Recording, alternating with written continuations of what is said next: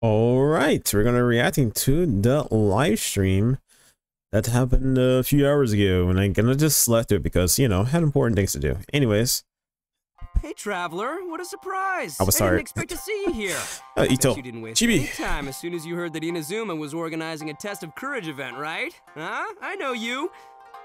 Oh, what am I doing? Well, obviously I'm here Ito, what are you doing? out the place. I've been investigating the area and I've already figured out all the plans for the event. Of course, I can tell you all the details. We're practically family. I'm Max Middleman, and this is the Genshin Impact version 3.3 special program. Let's roll the version 3.3 trailer. Wow, straight to the trailer? Okay. That's yeah. Oh, what's this? A friendly word of advice. Test of It's in the woods. Oh, what's this? Give rise to a variety of strange rumors and stories. Whose voice So is? please be sure to exercise caution. Is Ayato? How was that? Were you scared? Well, this is different. Who goes there? What if we turn into a callus right there? Is there really a ghost around here? Why this time I have a feeling that it's staring right at us? Why do we keep deterring away from the main story quest? What is this? We anime now? Oh no. Jester, I have completed the task you gave me. From Jester. this day forth, Balladeer and Kabuki Mono will cease to exist. Kabuki Mono, who that? Did you really think you would be able to see through my plan? Dottore. Wait, what? Oh, this ain't related to the Halloween event? Dottore! In that case, I'll take some time for myself now. What's happening? I have no idea what's happening. Was they turning on him? This is like Scaramouche, like Dare to gaze upon me? OVA filler arc. You relate to Halloween too? Oh, spooky, I guess.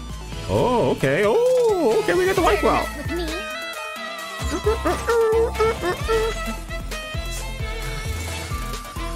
Too late for regrets. Too late for regrets. Armpits. Have fun with this gift. You're the gift that I'm going to get in the future. The mere fact of your utility does not make you indestructible. Oh. Oh, what's going on? Yeah, what I thought that was like Tartar with fault. I see a scaramouche. Oh gosh. I guess I can skip this a little bit. I will say the animation looks good. You know, live 2D looks pretty good.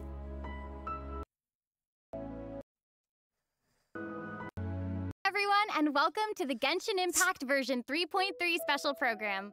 I'm your host, Sarah Miller Cruz, the voice of Lumine in Genshin Impact. And today, at least we finally I'm have joined Lumine. by... Max, the one and only middleman, voice of the one and only Arataki Ito. And I'm Patrick Pedraza, voice of the Wanderer.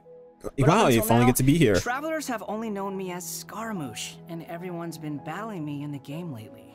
Yeah, that's true. But, to be fair, it's a really cool fight. It's a really cool fight. Yeah, I know. Anyway, I'm super excited to have the chance to share some upcoming content with everyone. What did you all think about that trailer? Okay, so I definitely saw Irminsul in there, and I am really excited to find out more about it. Yeah, that trailer had everything. It had everything. It had action. It had drama. It was lighthearted in places. Yes. Yeah. Dude, I'm just super stoked for everyone to see Scaramouche's, like, backstory. I'm super excited about it, for reals. Heck yeah. Well, speaking of that, following the story's development, Scaramouche is still in Nahida's custody. So I bet the question everyone's wanting to know is how he'll become the Wanderer. Yeah, for sure. And there's quite a story behind that. If you're interested, then be sure to play through the Archon Quest interlude chapter in version Archon of Quest. Genesis. There is so much to learn in this quest, so I hope everyone checks it out. And feels like we're getting more Archon Leave quests. everyone hanging like that. How about some hints? Come on. You should the Archon quest would be over by now, you know, and then there'll be like a dead period. How can I say no to a cute Chibi Ito? You can't. Here's a little preview from the quest. Ooh, I get a trial with Scaramouche. People at the academia today talking about an essay. Turns out their topic was about the Tatarasuna incident. From what they were saying, it sounded like lots of Tatarasuna's history is still unexplained. And most of the information we have now is just from people filling the gaps with their imagination. At least that's what they thought. Say, Paimon's flying a little ahead of us. She's her own playable character. One thing. Tatarasuna was sabotaged. Sabotage. Oh, That's it. Wait, why are they talking about Tatarasuna? I guess we'll have to see. It is interesting though to see the Traveler and maybe related to Irasuma tree. So peacefully like that. Yeah, but in this interlude chapter, Nahida will task the Traveler and Paimon with keeping an eye on Scaramouche while we go with him into Irminsul in search of some information. Oh, interesting. So obviously Nahida must have some reason for deciding to keep Scaramouche around. Oh yeah, totally. And I'm liking Scaramouche's new style. Woo, looking like straight Raiden. Heck yeah, always. No, right. And at this point, he's known by a completely different name, the Wanderer. I love that name. Okay, so I know I'm not the only one who's curious about what happened. I mean, it looks like he's really changed a lot. Yeah, for sure. But I'm afraid that's all we can show for now. Travelers will have to experience the story for themselves in-game. I mean, it's better to explore the storyline without too many spoilers, right? True. Yeah, I guess you're right. Bleakers. Okay, we'll leave the rest for travelers to discover themselves. But the Wanderer is also going to be a new playable character in version 3.3. So let's talk about that. I'm sure many of our viewers are curious about his talents. Heck yeah, sure thing. Let's have a look at the Wanderer in combat. Definitely could be someone in Samurai Warriors. There's no need 6, to maybe. pleasantries. It's rather pathetic to force a conversation just to occupy silence. The wind rises.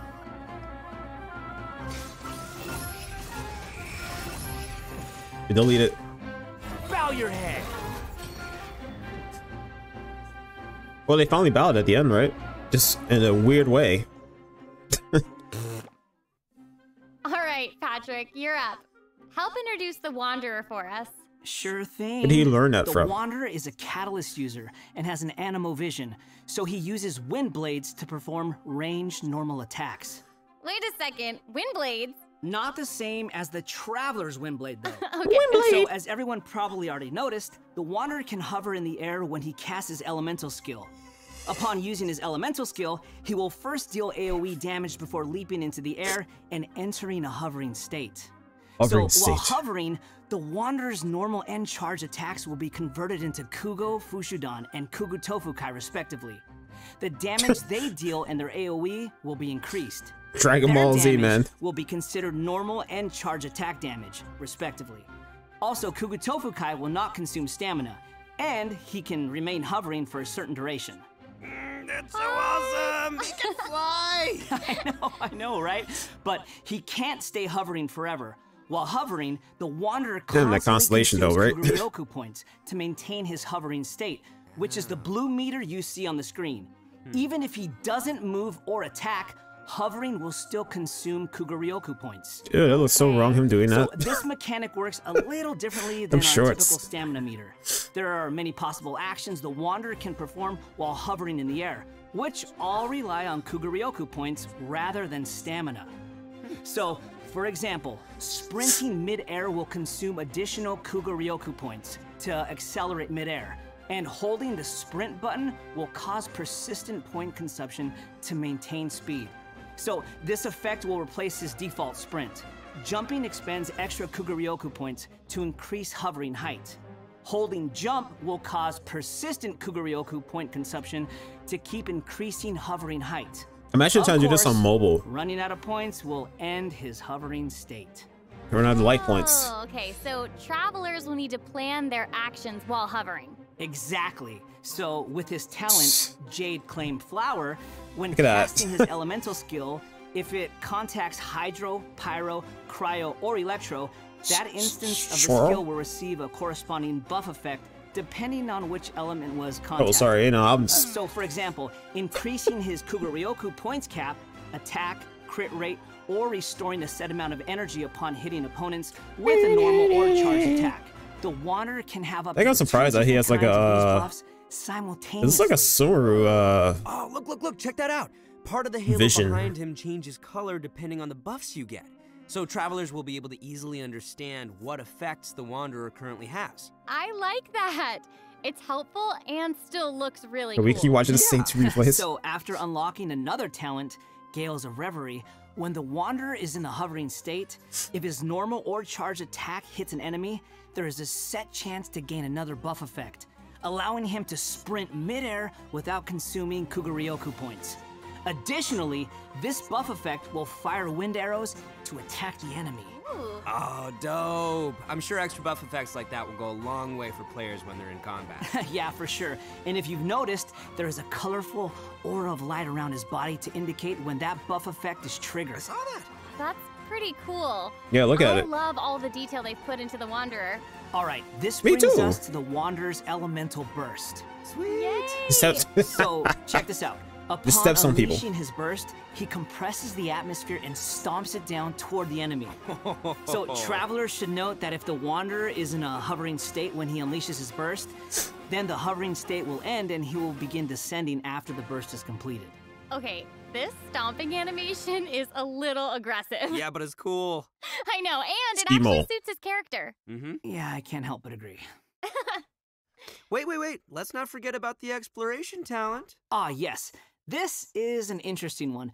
The Wanderer can decrease the Mora required when ascending bows and catalysts. Hey now, you can never complain about saving Mora, am I right? Okay, that's true. Oh, I was like, what's going on? All right, now that we've showing seen a weapon the Wanderer, instead. let's move on to the next new character.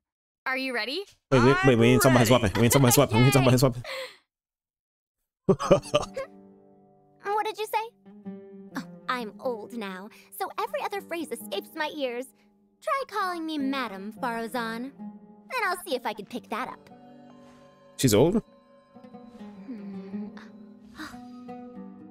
Huh? Wait, is she old? What is it that you would like to learn more about? Different forms of pressure-based puzzle mechanisms? The base layer design of elemental monuments? Huh. Wait. Did you forget to call me Madam Farozan just now when you asked your question? Whoa! What? There's nothing wrong with being afraid of thunder, even at an older age. Oh, she sounds sassy. Yeah, and smart too. She seems so awesome. She's fun. I wonder what her skirt's made. I know, her design is so cool. And I always really say something, but it's going to sound really wrong. So, even though she looks super young, she's actually an old person? Like, where's my teeth? Well, she's not that old. Oh, right. Farozan's age is probably still nothing compared to Scaramouche. But let's call him the Wanderer, Sarah, please. Okay, you know who I meant. Actually, now that I think about it, he wants to hear his cool also name. Live a really long time too. That's right. Yeah, no. And speaking of age, isn't the Traveler's age also kind of mysterious? That's true. Oh. It looks like all of our characters are intriguing. But it's safe to say that Farozan is way older than most people in Teyvat. Farozan works in the Academia's Haravatat Darshan and has been a Hairbod, which roughly means mentor, for over a century. So I bet everyone out there is wondering if she's also some kind of creature blessed with long life, you know? Like maybe she might be a... No, maybe she might she's be actually just your regular, typical human being. Oh. Well, or maybe not so typical. Around. About 100 years ago, Farozan was an undisputed genius, traveling all around Sumeru and solving many puzzles and mysteries. The notes she left behind eventually became the basis of mechanical research for later generations. Whoa, she sounds pretty amazing. But later, she accidentally stumbled into some ruins while trying to solve a puzzle. There, she encountered some strange phenomenon which stopped her from aging, and was trapped there for nearly 100 years. She eventually solved the puzzle and was able to finally return to Sumeru. can you imagine being trapped in a puzzle for 100 years? Wait. So that's how she's been hairbod for over a century? Yeah. And how does she eat? Now she still has the pride of a scholar in her heart and is a very talented person. It's just that after being separated from the world for so long, she's kind of fallen behind the times now. Oh, hey, I get what you mean. She was once a proud researcher in a niche field that has become unpopular after 100 years. So, is she still completely dedicated to her field? Yep, and she often tries using her old age as a means of drumming up support for her ideas. However, I think she'd prefer to be complained about for using her seniority rather than garnering sympathy for her experience of being trapped in the ruins. Yeah, sounds like she's quite the character. I know, right? Okay, so now that we've covered her backstory, why don't we take a look at Faruzan's abilities in combat? Let's do it. Fight! Let's see this fight, yeah. 100 years have passed, yet there hasn't been any change to those dumb rules at the academia. Dare to mess with me? Dare to mess with me? Have fun with this gift!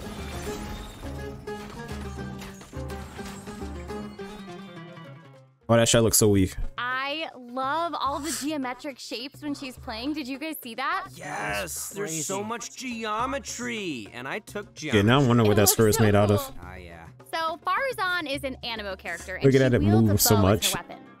Her normal attacks are the usual bow attacks you'd expect from a bow user, so there's not too much to say about that. But her skills are where things get interesting. Her elemental skill deploys a polyhedron that deals damage to enemies. That dude just flying. After using her skill, her next aimed shot will become a special attack that creates a vortex, pulling nearby objects and opponents in. Oh, nice. So she can clump enemies together. And there's also another thing Better about her than special Hazel. target attack.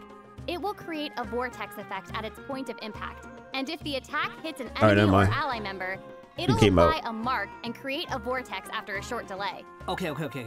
So it looks like there will be a lot of potential uses for this attack. Travelers will have to experiment with it and see What what are they they come up attacking? with. Yeah, I think it'd be amazing to Oh, try Eula. hitting Oh my teammates god. with the Oh arrow god. in co-op mode They and got have my them interest again. charge into the enemies to group them all together. Oh, look at that. I'll have to see Oh. who wants to try that with me. Oh, Clee. Oh, okay. After unlocking the talent Impetuous Flow, the time required Everyone for always fully wanna pull in the charging Clee stuff, Faruzan's right? next shot will be reduced, and the arrow will reduce the target enemy's animo resistance.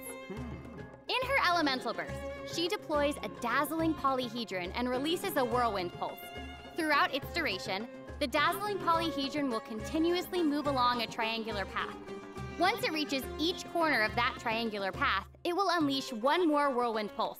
Yeah, 1 minute she's here, the next she's polygone for 100 years. Bada boom! Even Sino's jokes Hi. are funnier than that. Hey, Breeze dude just laughing. Right. Anyway, let's hear what effects these whirlwind pulses have. Sure. When the whirlwind pulse hits opponents, it will decrease their animo resistance. It will also apply an animo Oh my damage god, buff the Zhao. effect to all nearby party members when it's unleashed. Travelers should note that the No point, effective Zhao, they range can't of die. this buff is quite large, and it's not just within the whirlwind pulse itself, so there's no need to go chasing the polyhedron. After unlocking her talent, Lost Wisdom of the Seven Caverns, when a team member uses normal, charged, or plunging attacks, elemental skills, or elemental bursts to deal animo damage to an enemy, the damage will increase based on Faruzan's base attack. This effect can only be triggered once for a certain duration of time. Oh, so it seems she'll be the solid support. Yeah. Totally! And as a researcher of mechanics and puzzles, Faruzan has taken it upon herself to explore many ruins, with her travels taking her all across Sumeru. Her exploration talent reflects this, and she gains more rewards when dispatched on a Sumeru expedition for 20 hours. I'm sure no other mentor in Haravatat has 100 years of experience in solving puzzles. Yeah, I gotta say, that's pretty hard to beat. So, the big question is, when can travelers expect to get these new characters? Oh, That is a good question. Let's almost. talk about the upcoming event wishes. In the early part of version 3.3, the Wanderer and Arataki Ito will be available via their own event wishes. Faruzan will also be making her debut in these event wishes. At least she's in the later first part of phase. Holy version shit, you know. 3.3, we'll be seeing rerun event wishes for both the Raiden Shogun and Kamisato Ayato. And last but not least, The new 5-star catalyst, Tule Tula's Remembrance, will be appearing in a new weapon event wish. And that's not all. It looks nice. 3.3, the blue. 2 brand new artifact series will become available. So travelers should be sure to check out the corresponding domain. Woo! More artifacts! All right. I hope travelers will have fun experimenting and trying new combinations with these. Yeah. Okay, we've already talked about a ton of new content, so why don't we take a quick break with another redemption code? Sounds good. Roll out the code. Woohoo! Hazel. Etoll.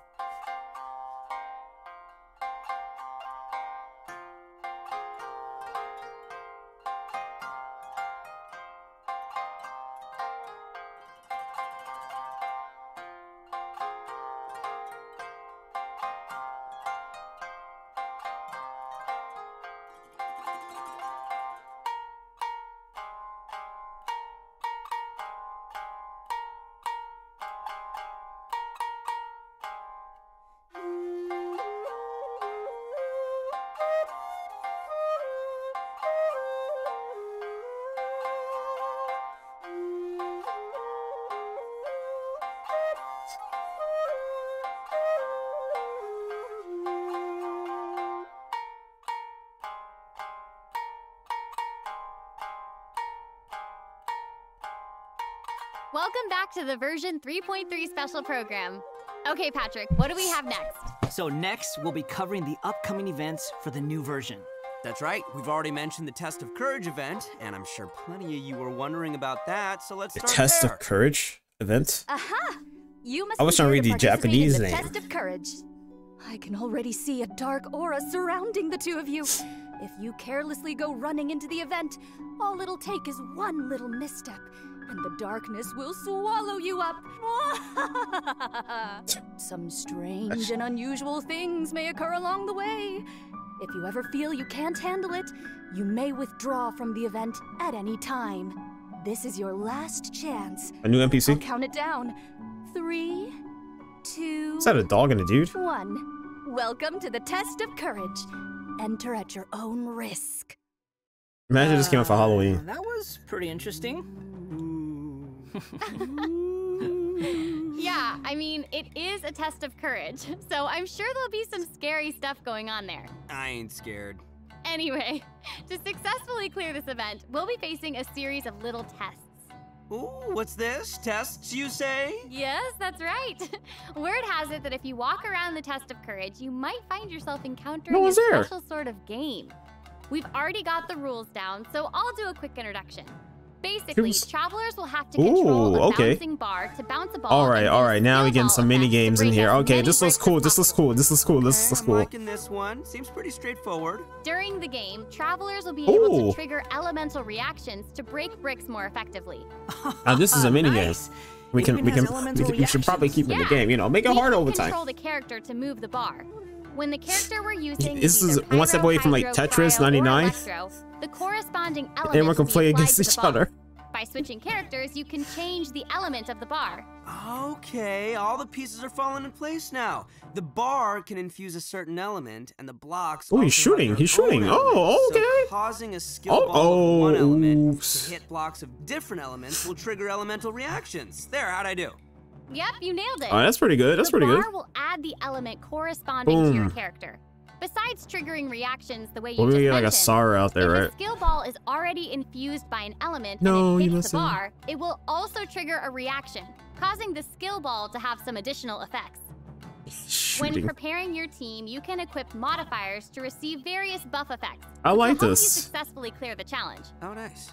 Also, when there are less than a certain amount of bricks on the board, and the ball lands another hit, the bar will unleash fireworks. Whoa, cool. Yeah. You know, me fireworks. Travelers can utilize this effect to break it's the like a bricks Dory that running. would normally be difficult. She's running faster than usual. It's like a bonus attack.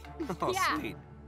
So, travelers will need to select characters of the right elements, equip the appropriate modifiers, and use different elemental reactions to break bricks and score more points. And then travelers will be able to use their points to exchange for rewards in the event. Sometimes I wish the ball can go a little faster. Also, travelers will have the option of teaming up and playing the event together in co-op mode. Oh, looks like a lot of fun. Yeah, super fun. Yeah, in addition to this minigame, the Test of Courage storyline will also contain more challenges. Travelers will even have a chance to meet with some good friends again, so be sure to check out this new event.